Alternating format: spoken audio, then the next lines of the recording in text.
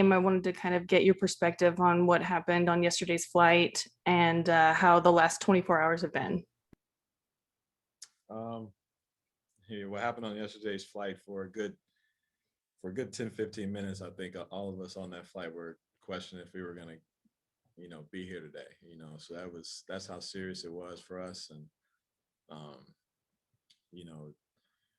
can't speak for everybody, but I know that, guys were trying to text family and, just in case, it was that kind of situation. And we're just thrilled and thankful for the pilots and the staff and what they were able to do to get us back home safely. And I think a lot of us were shook up. Obviously, you don't just go through something like that and get back on a plane and head to go, play a game again. So put perspective on life for all of us. And like I said, we're just all thankful to be here and doing what we love to do.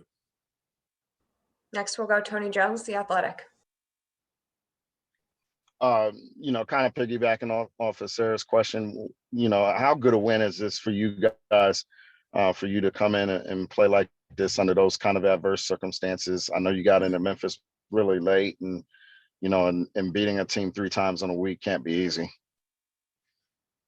Well, I think it's a great win. It says a lot about our character, our resiliency as a team. Obviously, without Donovan as well, we knew we were gonna it was gonna be a tough night for us against a young team that competes and plays as hard as any team in the league. And you don't beat a team 3 times in a matter of a week very often. So for us to come out, given the circumstances, we didn't make any excuses. We just went out there and played our ball and competed as best we could, and luckily we were able to get the win. Andy Larson, Salt Lake Tribune. Mike, you told the broadcast that maybe it felt like it was maybe even a bigger deal than what's been reported in the plane crash or the plane incident. Kind of what happened? Can you kind of tell us what happened in those minutes that you describe, and kind of, why you guys were as nervous as you were? Because, we saw the photos, what happened to the plane, and it is pretty crazy. Well, yeah. Well, for the group of us, I think it was me, JC, Joe, and Mie, Favors, like we're all kind of right there in between both wings of the plane, and all of a sudden it felt like there was an explosion.